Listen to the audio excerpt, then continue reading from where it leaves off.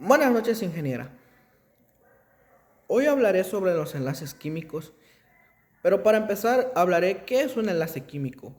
Se forman ganando o cediendo o compartiendo electrones para alcanzar configuraciones eléctricas o electrónicas estables. Por ejemplo, los que es los gases nobles, puede ser el agua o algunas materias que tengan enlaces que puedan, más que nada, compartir o quedar igual o disminuir las cargas.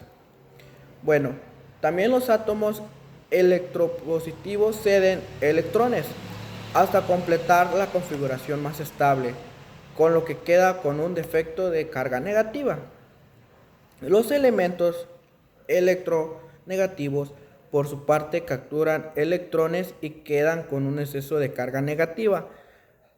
Las entidades son formadas, se llaman iones, cationes si la carga resulta positiva y aniones si resulta negativa entre ambas partículas cargadas. Pueden establecer un ion iónico formándose, por ejemplo, una sal, por ejemplo. En otra ocasión, dos átomos comparten paredes de electrones y quedan enlazados, formando una molécula, de manera que la configuración de la nube electrónica que ahora rodea a los dos núcleos resulte más estable. Los electrones compartidos pueden proceder de ambos átomos, de que se conoce como enlaces covalentes, típico de los materiales o de origen biológico. Bueno, también los enlaces químicos son la conexión entre los átomos de moléculas. Estos enlaces incluyen fuertes interacciones intermoleculares. Están relacionados con fuerzas intermoleculares más débiles, como la interacción que ellos hacen. Por ejemplo, el enlace covalente implica un intercambio de electrones, mientras que los enlaces metálicos tienen fuerzas atracciones, como imanes, por así decirlo. También los enlaces iónicos implican la transferencia y aceptación de electrones de la capa de valencia. Por ejemplo, el significado del enlace metálico es, en simples palabras, cuando existe la fuerza electrostática a través entre un catión o un anión o un átomo y los electrones deslocalizados en la disposición geométrica de dos metales se denomina enlace metálico. Y también los enlaces químicos son las fuerzas de atracción que unen a los átomos.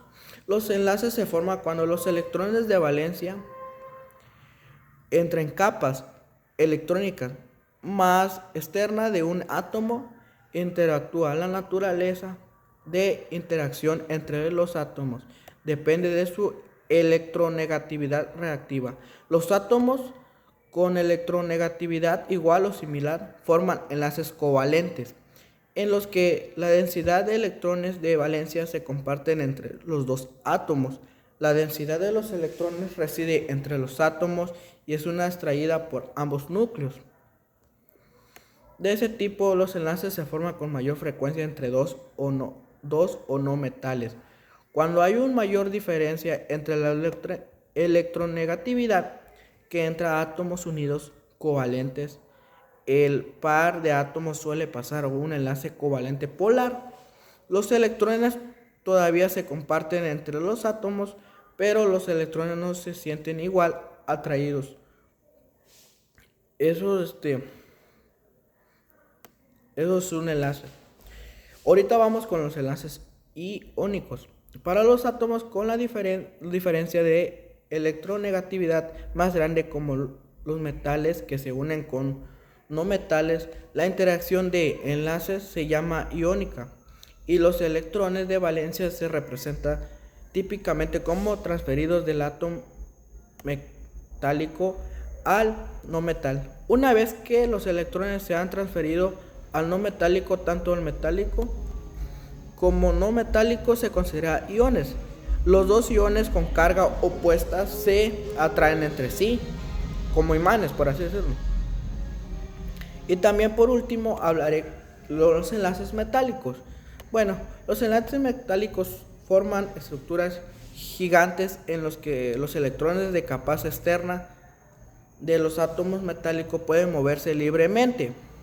El enlace metálico es una fuerza de atracción entre estos, los electrones de movimiento libre. Eso sería todo sobre los tres enlaces. Y la diferencia es que tiene un enlace covalente, iónico y metálico. Hay muchas. Por ejemplo, los enlaces químicos, las fuerzas que unen moléculas, los dos tipos más básicos de enlaces que se caracteriza, enlaces iónicos y covalente. Y también otro punto que quiero aclarar sería el cambio de los electrones. En los enlaces metálicos flotan libremente a través de una red de núcleos metálicos. Este tipo de unión les da a los metales mucha prioridad. Con eso me despido.